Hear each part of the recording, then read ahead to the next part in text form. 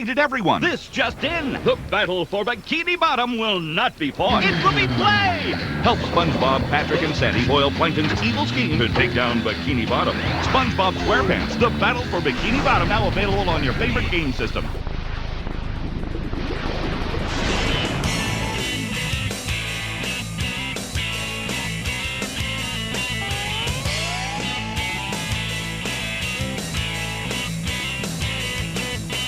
There are a lot of SpongeBob games out there, too many to count at this point, but one that many consider to be the best game based on the franchise is SpongeBob SquarePants Battle for Bikini Bottom. And honestly, it's kinda hard to deny that.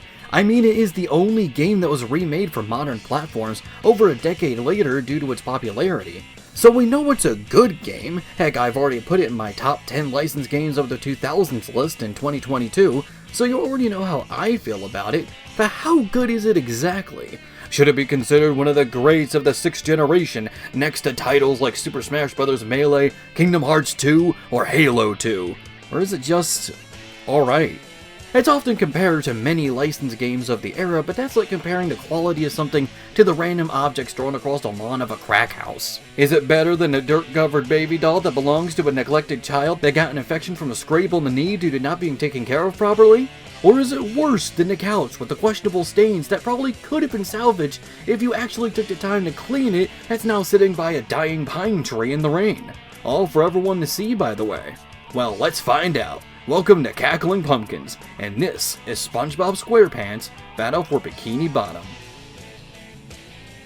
Plankton is ready to take over the city with a new device that will continuously create and duplicate robot minions, but due to the lever being set to not obey, which would surely never be overanalyzed by a random YouTuber who doesn't understand cartoon logic, the robots start to run amok. At the same time, while playing a game, SpongeBob and Patrick want robots to be real, so they make a wish into their magic wishing shell. Be careful what you wish for, guys!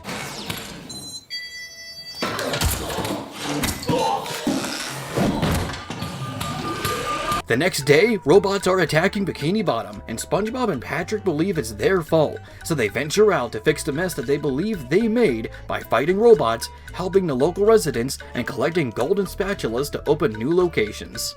When the game starts, you get to explore SpongeBob's house. Here you'll be taught how to play the game and what's important to focus on. The main objective is to collect golden spatulas. The more golden spatulas you get, the more stages you are granted access to. What's nice is that once you collect a golden spatula, you get to continue the level from there. I bring this up because at the time, when you collected a Power Star or a Shine Sprite in a 3D Mario title, the game would kick you out of the level as you would have to just go back in to get the next. It wasn't until 2017 Super Mario Odyssey that you would be able to continue from where you left off after getting a major collectible. 14 years after this game. So it obviously wasn't a technical issue, they just decided on that. But enough about Power Stars, let's get back to spatulas. That's not the only thing you should collect. There are also shiny things that can open alternate pathways and other challenges, so be sure to collect as many as possible. It won't be too hard considering how satisfying it is to collect them. If you collect a large number of them, the noise the points make increases faster with a high pitch. Yeah, that's real good. SpongeBob himself feels really solid to play as. The controls are really responsive and his actions are quick and effective. With the most licensed games at the time, the characters would usually have the bare minimum of functions and polish, but this game doesn't feel like a licensed title, it feels like an actual game. After leaving his house, you get to explore his neighborhood. This is where you'll meet other characters from the show, including Patrick, who needs you to collect his missing socks. Socks are like blue coins in Mario Sunshine. Collecting a certain number of them and returning them to Patrick will earn you more golden spatulas. Then there's Mr. Krabs, who wants you to get shiny things so he can get you golden spatulas, which makes these collectibles even more valuable. But there's just one problem. Well, just take a listen. SpongeBob! This flappin' robot crisis is making the Krusty Krab lose money like a sinking ship. No money means no more Krusty Krab. No more Krusty Krab means no more fry cooking for you. You okay there, Mr. Krabs? Got a chest cold or something? Sound like you need some Dayquil. In the show, he's voiced by Clancy Brown, but here he doesn't reprise his role, and instead he's voiced by Joey White. Apparently there were budgetary and scheduling issues that faced Iron Wool Studios at the time that made it difficult to get Clancy Brown to reprise his role, hence why you would see him voice as Mr. Krabs in some SpongeBob games like Lights, Camera, Pants, and not others. Whenever he isn't available, Joe takes his spot. Joe also voices Mermaid Man rather than Ernest Borgnine, who most likely couldn't make it for similar reasons. You'd think they'd get him to reprise his role in the Rehydrated remake, but no, he's still voiced by Joe White there too. In an interview with producer Martin Krusch, if that's how I pronounce your name, he had said that he wanted to be as true to the original game as possible. I get that, but this was one of the biggest issues many had with the game's presentation. I understand keeping Joe's Mermaid Man lines, as his original voice actor passed away in 2012, but at least get Mr. Krabs to sound like himself. You could also go into the houses of Patrick and Squidward to find many golden spatulas before you even go to the first stage. One is called Annoy Squidward, but it's more like breaking and entering, trespassing, vandalism, and property damage. Oh, and you can hit Squidward, so that's also aggravated assault and possibly attempt of murder of the first degree. To beg you to stop, Squidward gives you his golden spatula, most likely unwillingly, so that's also theft, larceny, robbery, and or burglary. Depending on the state you live in, that could either result in a few months in prison or being sent to death row. And no one wants to see SpongeBob in the chair. This is all with the abilities you already have, by the way, which may seem basic, but you'll get more abilities later as Bubble Buddy comes to town. He teaches you new moves involving bubble blowing, all of which are fine and useful, but then there's Bubble Bowl, which allows you to create a bowling ball projectile, which I have to say is pretty awkward. When you charge the bubble ball, SpongeBob slowly creeps forward, which wouldn't be a problem, but there are certain situations where you'd want him to stay still, especially since holding the input is also the only way you can aim it properly. Not only this, but sometimes the bubble bounces off walls right beside your target, or even under them despite aiming right in their direction. It is a very awkward move. Only use it when you have to. The Bubble Cruise, the last ability you unlock, takes some time to get used to. You immediately switch from third person to the first person view of the missile you control, and you have to aim it at your target, but you only have a few seconds to do it, and if SpongeBob takes damage, it cancels out the move. Most other abilities are much easier to control, such as the Bubble Spin, your most used attack, Bubble Bash, which allows you to attack crates and enemies in the air from right under them, and the Bubble Bounce, your typical ground pound, which can be used to press buttons under you. There is Bubble Ball, but that's only accessed with an item, and honestly I have no idea what this thing is used for besides maybe some speed-based challenges. You'd think that if you pick up enough speed you can bash into enemies, but no. You can't even just jump as a ball, as trying to cancels the move out. But besides that, everything controls really nicely. You've got a pretty decent moveset here, and SpongeBob isn't the only character you play as. In certain stages you'll find a bus stop. Using it will allow you to switch to either Patrick or Sandy depending on the level. Both have their own unique abilities and are required to get certain golden spatulas.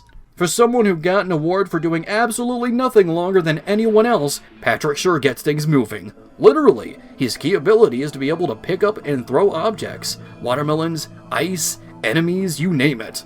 The picking up and throwing works alright. I like that the game points out what you're currently aiming at, and the game isn't very picky about the angle or position. As long as the finger shows up, you should be good.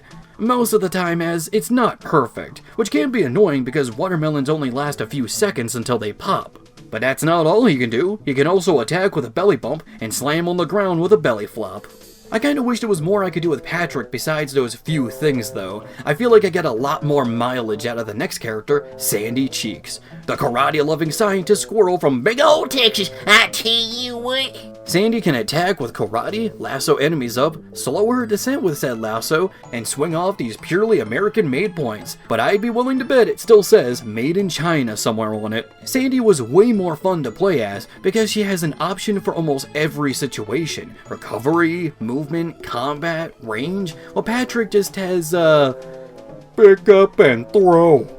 He's got the same powers as an angry Walmart employee doing stock. He doesn't have much for movement or recovery, and if there's nothing to throw, range is out the window. You could say that it's in character, but I still feel as if you could have given him something that's still in line with who he is, like what Nickelodeon All-Star Brawl 2 did. But still, you're mainly going to be playing as SpongeBob. He is the main focus of the game, and by default is already playing in each level at the start. For Sandy and Patrick, they'll only appear in some levels while never sharing the same one. So you'll be playing as SpongeBob either 50 to 60% of the time, 20 or 25% will go to Patrick, and the last 20 to 25 other percent will go to Sandy, so it makes sense why they're not as fleshed out. In fact, in the next game that used this engine, the Spongebob Squarepants Movie game, Sandy was outright removed and Patrick was given a bit more stuff. The only major issue I have with the gameplay is the knockback. Knockback is a good way to receive feedback for taking damage, and most games have it, but I'm sure you've heard of a common criticism that plagues knockback: the unfair kill. Most think of Castlevania as a primary example of this, taking damage and being knocked off a platform, going from just losing some health to your entire life. In most games like Mario or Sonic, the issue isn't as bad, unless you just get really unlucky. In SpongeBob Battle for Bikini Bottom, it can vary from fine to Castlevania levels of annoying. A lot of it is because of the nature of the knockback, which seems to be dependent on position or angle. Sometimes you'll just be nudged back slightly, other times you'll be sent flying. I'm getting flashbacks to Super Smash Flash 1 with this inconsistency. Thankfully, it doesn't get as bad as Castlevania, as you have more ground to stand on, but that's not always the case, as some stages or sections have less than others. That, or you could be sent to an earlier part of the level if you get knocked off at the wrong place, and you'll have to work your way back up. That's not the worst thing, because these levels are pretty alright. You get these big, set locations to run around in, but it never feels like you're moving aimlessly. Take Jellyfish Fields as an example, the first real level of the game. While there is a clear path to take, the level is open enough to allow you to explore and find new paths or items. But it's not so open that you're just running around trying to figure out what you're supposed to do next. It's a pretty good balance between the two. Even if you feel like you missed something, you could just pause the game to see which golden spatulas you found or are still missing. The ones on the left are usually at the beginning of the level, and the last are the ones near the end, so that's pretty handy.